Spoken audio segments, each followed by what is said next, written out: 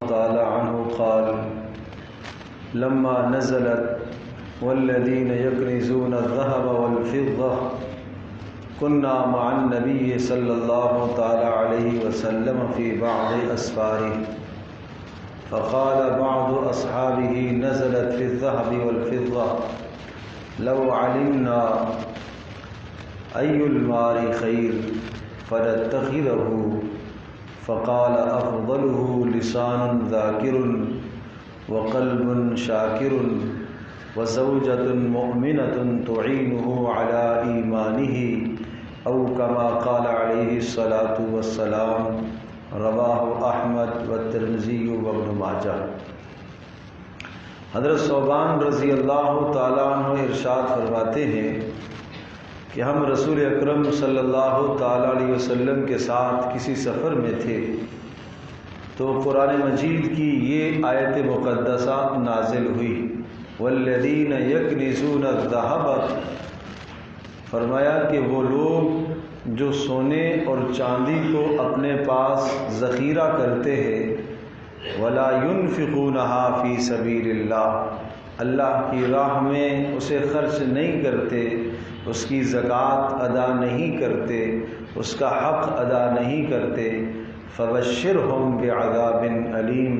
انہیں دردناک عذاب کی اطلاع دے دیجیے۔ یوم یحمى علیہا فی نار جہنم فتکوی بہا جباہہم وجنوبہم وظہورہم، قیامت کا دن جب آئے گا اور انہیں جب جہنم میں ڈالا جائے گا تو وہ سونا اور چاندی یہ جو جمع کیا کرتے تھے اسے گرم کیا جائے گا اور گرم کر کے ان کے چہروں پر اور ان کی پشتوں پر داغا جائے گا اور کہا جائے گا ھذا ما کنزتم لانفسکم، یہ وہ مال ہے جو دنیا میں تم ذخیرہ کیا کرتے تھے اور اس مال کی تم نے زکوٰۃ نہیں دی اور اس مال کو تم نے اللہ کی راہ میں خرچ نہیں کیا۔ خیر، فرمایا جب یہ آیت نازل ہوئی تو بعض صحابہ نے یہ کہا کہ سونے اور چاندی کا حکم تو ہمیں پتہ چل گیا کہ اللہ کی راہ میں خرچ کرنا چاہیے اور اس کی زکوٰۃ ادا کرنی چاہیے، لو علمنا، کاش کہ اگر ہمیں پتہ چل جائے کہ کون سا مال انسان کے لیے سب سے زیادہ مفید ہے تو ہم اس مال کو اپنے پاس حاصل کر لیں۔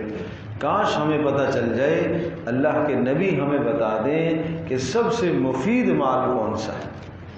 مال سے انسان کو نفع پہنچتا ہے، فائدہ پہنچتا ہے، تو کون سا مال ہمارے لیے نافع ہے، فائدہ مند ہے؟ تو سوال کرنے والوں نے تو سوال یوں فرمایا کہ کون سا مال ہمارے لیے نافع ہے؟ رسول اکرم صلی اللہ تعالیٰ علیہ وسلم نے فائدہ مند اور مفید مال بھی بتایا اور ساتھ ساتھ آپ نے سوچ کو بھی بدل دیا۔ آپ علیہ الصلوۃ والسلام نے ارشاد فرمایا افضلہ، سب سے بہترین مال انسان کا کیا ہے؟ لسان ذاکر، ذکر کرنے والی زبان۔ نمبر 2، قلب شاکر، شکر گزار دل۔ نمبر 3، وزوجۃ مؤمنۃ تعینہ علی ایمانہ، اور وہ ایماندار بیوی جو اپنے شوہر کے ایمان پر مددگار بن جائے۔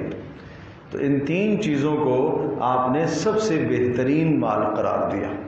گویا کہ آپ نے سوچ بدل دی کہ آپ صرف دنیا ہی کو مال سمجھتے ہو، آپ صرف پیسے کو مال سمجھتے ہو، سونے چاندی کو مال سمجھتے ہو، وہ آپ کی ضرورت کو پورا کرتا ہے، مال دولت پیسہ سونا چاندی وہ آپ کی ضرورت کو پورا کرتا ہے اور اسی کو آپ مال سمجھتے ہو، حالانکہ افضل مال تو یہ ہے جو آپ کی آخرت کی ضرورت کو پورا کرے۔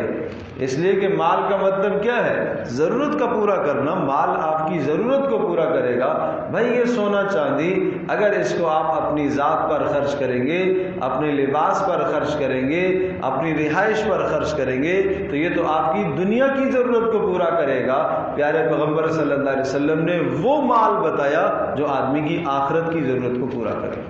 اور وہ 3 باتیں ہیں۔ نمبر 1، لسان ذاکر، ذکر کرنے والی زبان، ہر وقت زبان پر اللہ کا ذکر ہو۔ قرآن مجید سارا کا سارا اللہ کا ذکر ہے، جتنا پڑھ سکتے ہو پڑھا کرو، صبح شام قرآن کی تلاوت کرو اور درود شریف کی کثرت کیا کرو۔ یہ دو اعمال ایسے ہیں، قرآن کی تلاوت اور درود شریف کی کثرت، جس آدمی کو یہ دو سعادتیں نصیب ہو جائیں،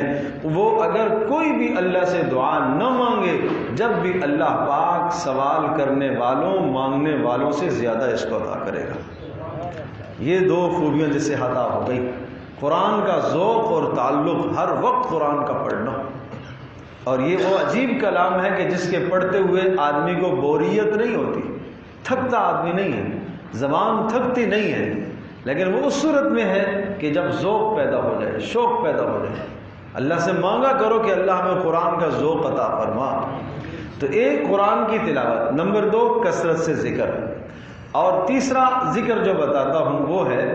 تیسرے کلمے کا کثرت سے ورد، سبحان اللہ والحمد للہ ولا الہ الا اللہ واللہ اکبر ولا حول ولا قوت الا باللہ۔ چلتے پھرتے اس کو پڑھتے رہے،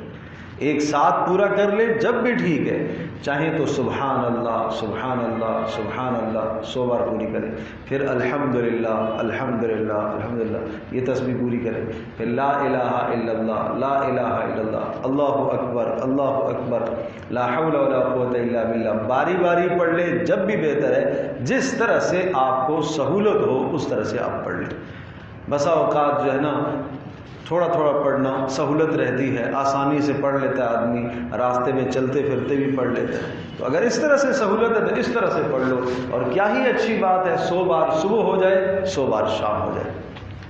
اور چوتھا ذکر بتاتا ہوں، استغفار کی کثرت سے استغفار کے جملے پڑھتے رہا کرو، رب اغفر وارحم وانت خیر الراحمین، یہ پڑھا کرو، ربنا اغفر لی ولوالدی وللمؤمنین یوم یقوم الحساب، یہ پڑھا کرو،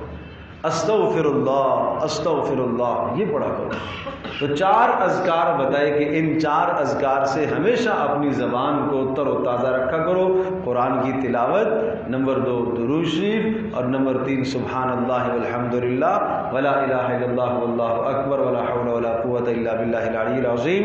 اور نمبر 4 میں نے عرض کیا کہ کثرت سے استغفار کے کلمات،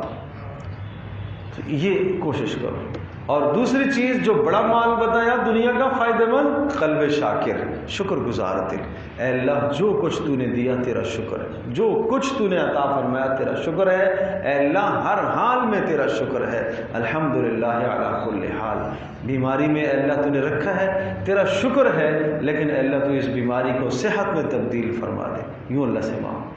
جس حال میں اللہ نے رکھا ہے اللہ کا شکر ادا کیا کرو۔ ہر شخص پر شکر کرنا لازم ہے، صبح سے لے کر شام تک کتنی نعمتیں استعمال فرمائی، کیا ان کا شکر ادا کیا ہے؟ اس لیے شکر ادا کیا کرو۔ اور اس لیے حدیث میں آتا ہے کہ صبح جب سورج طلوع ہو جاتا ہے اس کے بعد اگر کوئی آدمی 2 رکعتیں نماز نفل ادا کر لیتا ہے تو اللہ کی نعمتوں کا شکر ادا کر لیتا ہے، تو یوں کر لیا کرو۔ اور تیسری چیز جس کو بڑا مال قرار دیا، وَزَوْجَةٌ مُؤْمِنَةٌ تُعِينُ عَلَىٰ إِيمَانِهِ، وہ ایماندار بیوی جو انسان کے ایمان پر مددگار ہو، ایماندار بیوی۔ تو پتہ چلا کہ ایماندار بیوی کا انتخاب کیا جائے، نیک صالح عورت کا انتخاب کیا جائے، مومنہ کا انتخاب کیا جائے، مال اور دنیا کی چیزیں نہ دیکھی جائیں، یہ انتخاب بتایا ہے اللہ کے نبی نے، ایماندار کا انتخاب کرو جو آپ کے دین پر مددگار ہو، دین پر مددگار ہو، جو آپ کو نیکی کا حکم دیتی رہے، شوہر کے نماز چھوڑنے پر ناراض ہو کہ کیوں تم نماز چھوڑ رہے ہو، کیوں تم نماز نہیں پڑھ رہے ہو، حرام مال گھر میں نہ لے کر آنے دے، حرام کمائی سے وہ روکے، گناہوں سے روکے، اور نیکیوں پر جو شوہر کو آمادہ کرے، یہ امرأۃ مؤمنۃ، یہ نیک عورت ہے، نیک بیوی ہے جو شوہر کے دین پر مددگار ہوتی ہے۔ اور اللہ کے نبی نے بڑی پیاری دعا دی ہے، رحم اللہ امرأۃن، اللہ رحم فرمائے اس عورت پر، قامت فی اللیل، جو رات کو تہجد میں کھڑی ہوتی ہے اور فصلت، اور تہجد کی نماز پڑھے، وایقظت زوجہا، اور رات کو اپنے شوہر کو بھی جگائے، تہجد کی نماز کے لیے جگائے، فإن ابا نضحت فی وجہہ الماء، اگر شوہر نہ اٹھے تو اس کے چہرے پر پانی کا چھڑکاؤ کرے۔ اس کو رسول اللہ صلی اللہ تعالی علیہ وسلم نے کیا ارشاد فرمایا؟ اللہ اس پر رحم کرے، اللہ کے نبی نے اس کو دعا دی ہے۔ اور مرد کو بھی اسی طرح سے کہا رحم اللہ امرأن،